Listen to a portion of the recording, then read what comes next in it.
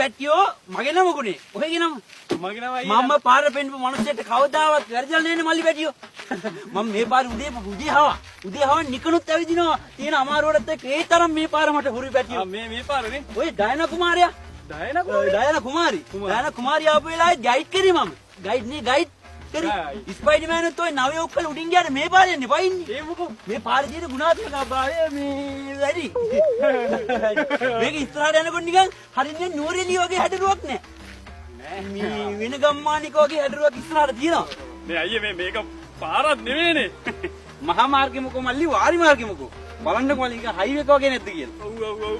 පාගලයන් බාද්දක බින්දගෙන යන වරෙන්. හරි. බාද්දක බින්දගෙන යන තරමට තමයිනි පැටියෝ ගමන සුබ. මම කිව්වේ මල්ලි පැටියෝ මේ තියෙන්නේ පාර නියමෙට.